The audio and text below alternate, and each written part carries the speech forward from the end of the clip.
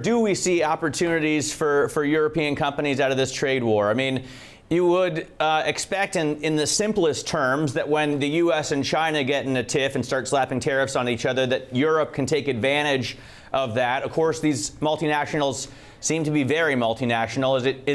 Are they too interconnected in order to be able to benefit from the trade war? Well, as you know, Europe is kind of caught in the middle because of that reliance they have on exports. And so, broadly speaking, we're underweight in European equities versus the U.S. and versus Japan. Europe has had a great run this year, despite earnings expectations, which are, not as strong as, say, even the United States.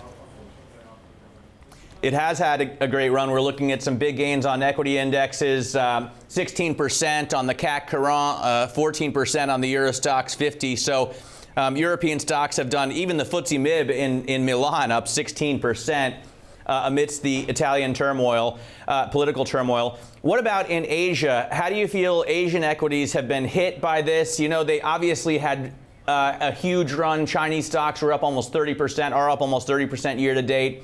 But they're now looking at not only the trade war, but the impact of Hong Kong. Well, we would be, in our Asian portfolios, we would be overweight Chinese stocks versus Hong Kong stocks, for example, where we are seeing some slowing. A lot of the trade war is actually hitting some of China's kind of partners, like the smaller economies like Hong Kong and Singapore as well, and they don't benefit directly from Chinese stimulus. So I think, Chinese equities, but also we like the high yield in Asia. Again, we think that the trade for yield pickup, that investors moving to yield, that is not over yet.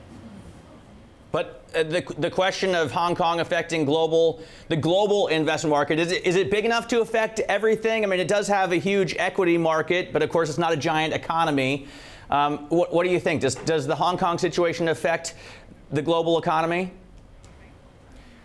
Well, we're not seeing that at the moment. We're not seeing capital flight out of China. We're not seeing the real estate market particularly suffer. So we don't think that's the case yet. I think that to the extent that some connected to the broader tensions that are out there, it's just one of the factors that weighs on sentiment. But we're looking through the sentiment in most of these cases, looking through the data like the slowing in manufacturing, and that's what we're making the investment decisions on.